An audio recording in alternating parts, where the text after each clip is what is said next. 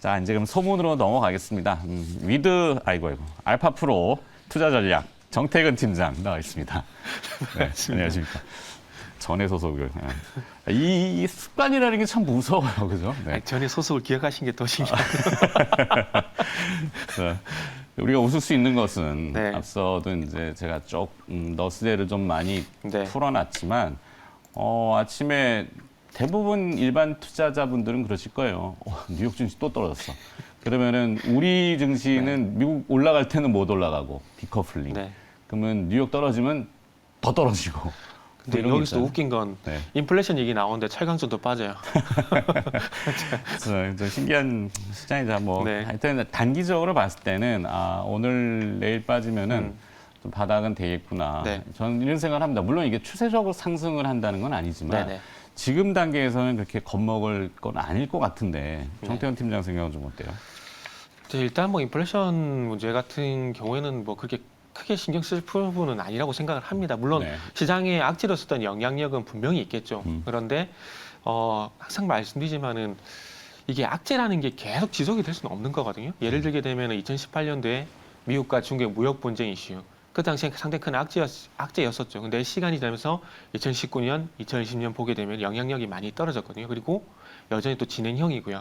그것도 인플레이션 문제도 마찬가지라고 생각을 하고 있습니다. 일단은 문제가 되는 건 맞겠죠. 왜 유동성 흡수 이런 문제들 때문에. 그렇죠. 근데 그러니까 인플레이션 그 수치가 계속 네. 높으니까 그동안은 이제 테이퍼링 이슈는 적응을 네네. 했어요. 하도 많이 들어봐서 테이퍼링 그쵸. 대충 아실 건데 양적 완화를 좀 줄이는 거, 돈 푸는 걸 좀 줄이는 거. 그렇다고 돈을 흡수하는 건 아니죠. 흡수하기 시작하는 거는 이제 긴축이라고 하는 네네. 그 금리 인상인데 네. 뭐 그동안 인플레이션이 일시적이기 때문에 금리 인상 아니요라고 연방준비제에 대해서 계속 강조를 했는데 네네. 인플레이션 수치가 너무 높은 거야. 그러면 연준이 지금 착각하는 네. 거 아닌가? 이래서 오늘 아침에 이제 미국의 금리 선물 시장에서는 내년 7월에 금리 인상 네. 이거를 지금 가격에 매기고 있단 말이죠. 네네. 그러면 보통은 23년도에 네네. 2023년도 이 정도 돼야 금리 인상하지 않겠나고 했는데 이게 확 몇 개월 당겨지니까 네. 그 시장이 그래서 움츠러든 거거든요. 그쵸. 그래서 인플레이션이 시장에 어떤 영향을 주느냐는 금리 때문에 그렇다. 네. 네. 그렇죠. 결국엔 금리인 거죠. 그래서 이 금리 인상을 하게 되면 경기가 좋아지면 금리 인상을 하는 것이 아니냐 이런 얘기를 많이 하시면서 왜 악재가 되느냐 이런 뭐 질문을 좀 많이 하시는데 네. 뭐 질문의 요지는 맞습니다. 뭐 경기가 좋아지기 때문에 금리 인상을 하는 부분은 맞는 거고 그런데 중요한 건 결국 항상 뭐 우리 앵커님도 말씀하시지만은 증시에는 돈이 중요하지 않습니까? 네. 근데 돈이 빠져나가면 안 됩니다. 근데 이 금리 인상 영향 때문에 증시에 돈이 빠져나가다 보니까 일단은 악재가 될 수밖에 없는 부분들이고요. 그리고 이제 서서히 또 금리가 인상이 된다라는 건 어쨌든 뭐 이렇게 생각하시면 될 것 같아요. 저금리로 가게 되면은 돈에 투자하는 것보다는 실물 자산이 이제 주식에 투자하는 게 더 수익이 좋습니다. 그러다 보니까 당연히 돈의 흐름은 그쪽 갈 수밖에 없는 부분들인데 이제는 만약에 금리가 인상이 되게 되면은 화폐에 대한 투자 가치가 올라가게 되는 거죠. 그렇죠. 그리고 반대로 주식이란지 실물 자산 같은 경우는 또 많이 올랐다는 핑계거리가 있기 때문에 돈이 스무스하게 또 빠져나갈 수가 있다라는 거죠. 그래서 결국 간단하게 말씀드리면 이런 연결고리 때문에 이런 현상이 좀 나타난다 좀 보시면 될 것 같고요. 그리고 뭐 시장이 좀 출렁거리고 있긴 하지만 그럼에도 불구하고 이게 어찌 보면 리먼 사태라든지 코로나처럼 악화가 되는 게 아니라 좋아지면서 발생되는 어떤 그 명현작용이랄까 명현작용 맞나요? 하여튼 뭐 네. 하여튼 그 좋게 가기 위해서 생기는 일종의 부작용이라 좀 보시면 될 것 같습니다. 작은 부작용이라 보시면 될 것 같아요. 그래서 너무 걱정은 하실 필요는 없다라고 말씀드리고 싶네요, 저도. 네. 하여튼 뭐 문 열어봐야지 알겠지만 뭐 대충 보면 지금 분위기가 살짝 돌리려고 하는 느낌이 이제 시세판이 있잖아요. 뭐 지금 이제 국내 증시는 네네. 열리지 않았지만 해외 시세들은 이렇게 쭉 제가 보고 있지만 유로화가 조금 스물스물 올라오고 네. 어제 너무 급락했거든요. 그래서 미국 주가 선물이 이제 슬슬 조금씩 올라오고 네. 거기에 이제 미국과 중국 간의 제스처가 다 끌 수는 없잖아요. 네. 그러니까 본인들도 알 거란 그러니까 그 당사자들도 네. 잘 알아요. 근데 우리가 이제 중간에 끼어 있기 때문에 항상 샌드위치처럼 네. 거기에 이제 뜬금없이 요소수 막 이 난리가 났잖아요.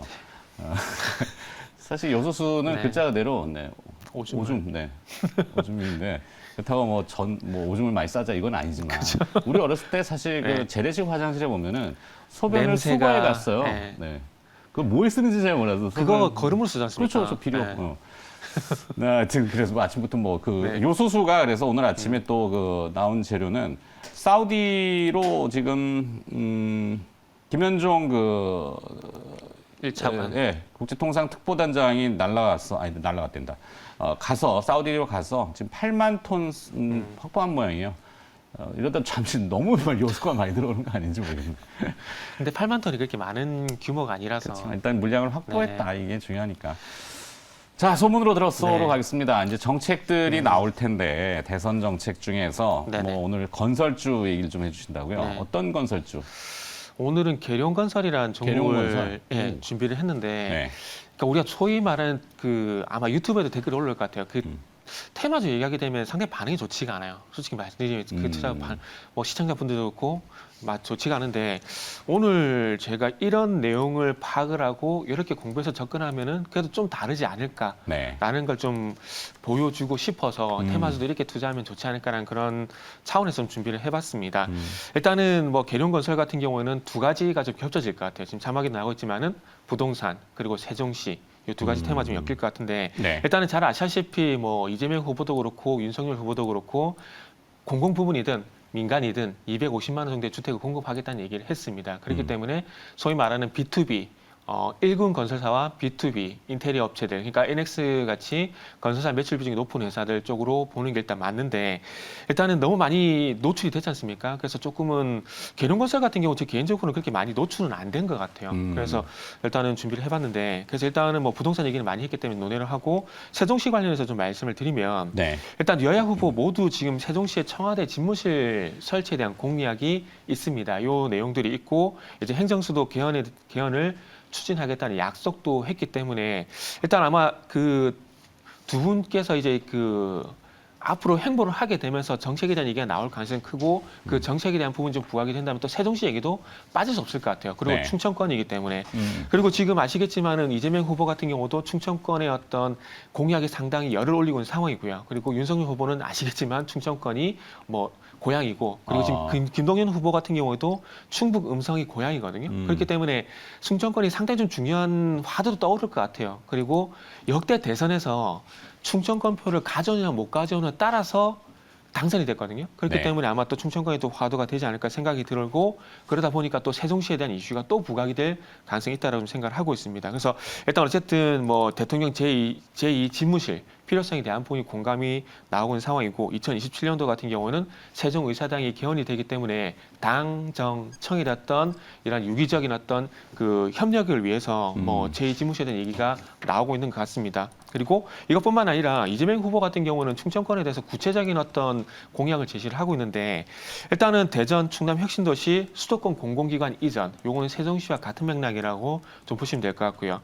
그리고 대덕특구, 오송, 그리고 천안, 산업벨트 그러니까 일자리를 이쪽에 만들겠다라는 겁니다. 일자리를 만들게 되면 당연히 그쪽으로 인구가 유입이 될 수밖에 없고 이제 세종시 같은 경우도 행정 수도지만은 또 일자리가 늘어나게 되면서 경기도와 같은 어떤 큰 뭐라 해야 될까요? 수도권이 확장된다? 뭐 그런 관점에서 볼 수 사실 있을 이 것 같아요. 부동산 문제는 네. 일부 수도권과 그 대도시의 네네. 그 과밀화 현상으로 네, 그렇죠. 인해서 거기에 이제 공급을 늘리고 그다음에 네네. 분산을 또 하려면 네네. 말씀하신 세종시 행정수도 뭐 네네. 예전부터 나왔던 행정수도 그렇죠. 이전 이 이슈가 설득력을 얻을 수 있을 거다. 그래서 충청도 지역에 이제 그 지역 그 근간이 있는 계룡건설 네네네. 뭐 관급공사가 네네. 아무래도 많죠. 이거. 공공부문 수준 상당히 많이 받았습니다. 야사가. 그래서 그런 네. 정책의 이슈로 뭐 특정 건설사는 네네. 아니더라도 이렇게 좀 찾아보는 그런 방법을 지금 얘기해 주신 거죠. 네, 그렇죠. 네. 그리고 이제 추가로. 뭐 실체가 없다라기보다 이쪽이 실적으로 또 이제 이제부터 계룡건설을 말씀드릴 건데 네. 실체 없이 뜬구름 잡기가 아니라 이쪽에서 충청권 기반에서 돈을 벌고 있느냐 어떤 활동을 하느냐 이것도 좀 중요하다 생각을 하고 있거든요. 그래서 이 계룡건설 같은 경우는 본사가 대전에 있습니다. 네. 아시겠지만 세종시가 대전 북서쪽에 위치해 있거든요. 그러다 보니까 세종시 아파트를 건설 상당히 많이 했습니다. 수주를 또 많이 받았고 이건 민간 부분인데 그래서 또 특징적인 부분이 그 세종시 조치원 서북부 지구에 아파트 660채 정도의 아파트 단지가 있는데 이게 조치원역 북서쪽에 가까운 거리에 있습니다.